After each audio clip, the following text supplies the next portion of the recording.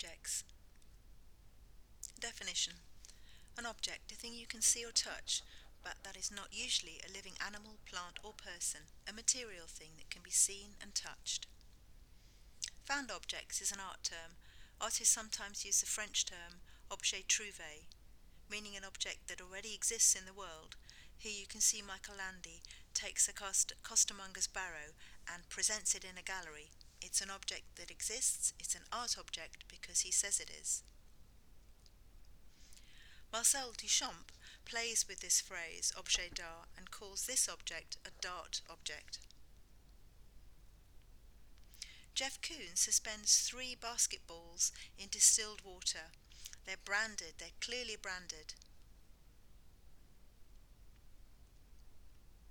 Tony Cragg takes collections of objects to make sculptures. Britain Seen from the North is typical of his work in that it takes many individual objects and arranges them to form a larger whole.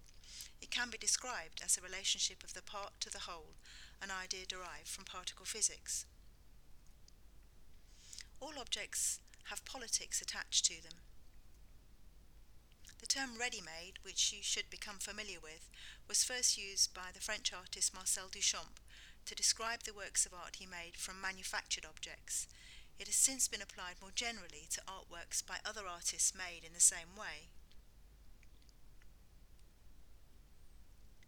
The choice of the object is itself a creative act, according to Duchamp. By cancelling the useful function of an object, it becomes art. The presentation and addition of a title to the object have given it a new thought, as he says, a new meaning. Ready-made supported Duchamp's argument that what art is defined by the artist. Man Ray takes an existing object, an iron, and turns it into something he calls cadeau or gift. What kind of gift is this? It's a threatening, violent object with the addition of spikes or nails down the centre. Here his indestructible object from 1923 is a combination of a metronome for keeping time and a photograph of an eye. I had a metronome in my place, which I set going when I painted, like the pianist sets it going when he starts playing. Its ticking noise regulated the frequency and number of my brush strokes. The faster it went, the faster I painted. And if the metronome stopped, then I knew I had painted too long. I was repeating myself. My painting was no good and I would destroy it. A painter needs an audience, so I also clipped a photo of an eye to the metronome's swinging arm to create the illusion of being watched as I painted. One day I did not accept the metronome's verdict. The silence was unbearable, and since I'd called it, with some premonition, object of destruction, I smashed it to pieces. The Tomb of the Unknown Craftsman is a collection of works made by artist Grayson Perry. He says it's a memorial to makers and builders, all those countless unnamed skilled individuals who've made the beautiful man-made wonders of history. They are artists in the service of their religion, their master, their tribe, their tradition. So Perry made responses to objects in the British Museum collection. Unexpected, idiosyncratic relationships and insights came to the fore.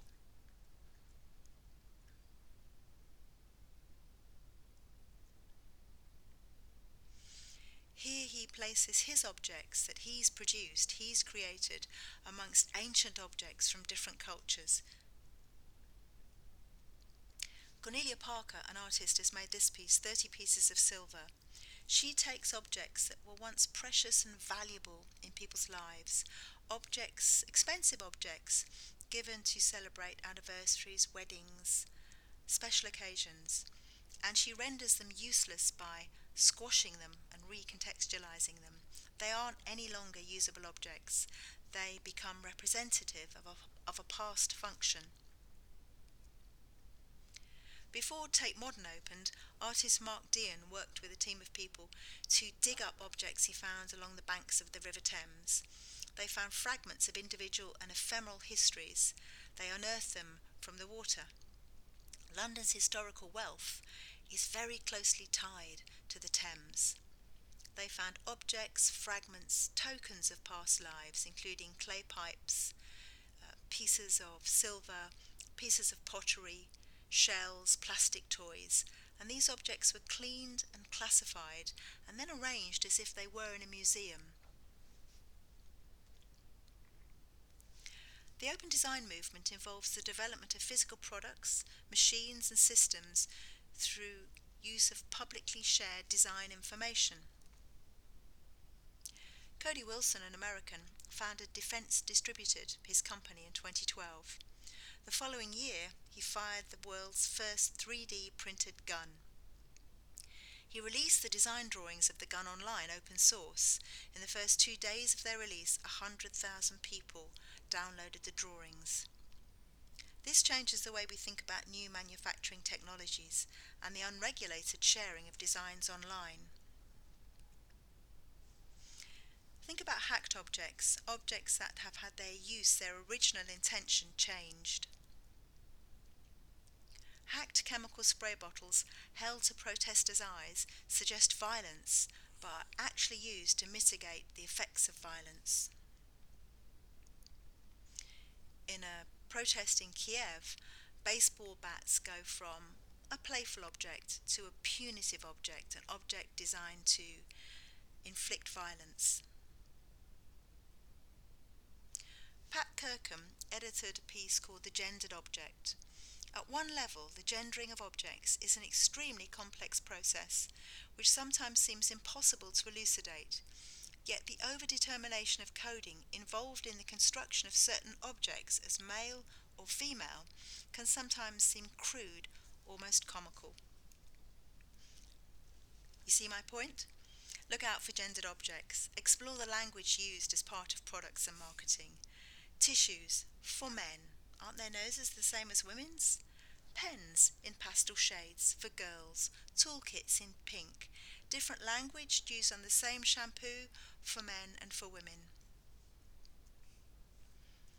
Betty Marenko, course leader in contextual studies on the BA product design at CSM, raised the example of crash test dummies. Since the 1940s, the dummies have been designed around the proportions of the average American male. It wasn't until 2011 that a female crash test dummy was introduced, despite studies showing that the same accident would be 47% more serious for a female than a male. I'm interested in the invisibility of the design scripts that are hidden within the objects we use every day that channel certain stereotypes, she said. Sometimes they are just a bit misogynistic, sometimes they cause injury. This is not a new idea. Artists and designers have been exploring gendered objects for decades. Merit Oppenheim made this very famous piece, Object.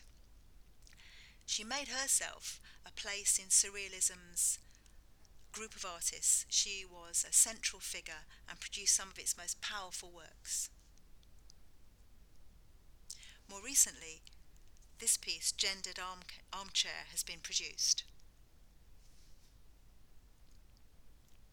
If you're interested in this area, here's some further reading.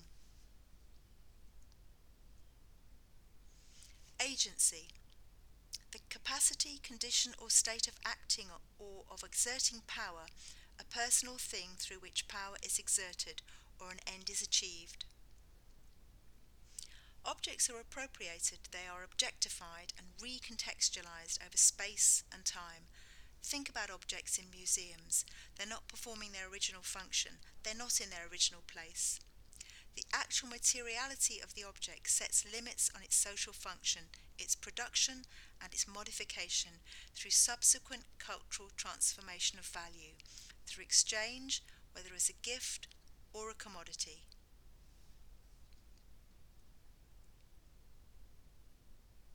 Janet Hoskin writes in Agency, Biography and Objects, objects are made to act upon the world and on other persons, otherwise they would not be created. Therefore objects do indeed possess an innate agency given to them by humans that allows them to effect change. Things have agency because they produce effects, because they make us feel happy, angry, fearful or lustful. They have an impact, and we as artists produce them as ways of distributing elements of our own efficacy in the form of things. Therefore, to possess true agency, an object must make some sort of real impact on the mental or physical state of humans. So here are some questions you might want to go back over the PowerPoint and discuss. Should objects be gendered? What is your understanding of the agency of an object? Can objects have agency?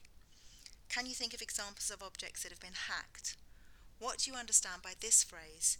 The invisibility of the design scripts that are hidden within the objects we use every day, that channel certain stereotypes.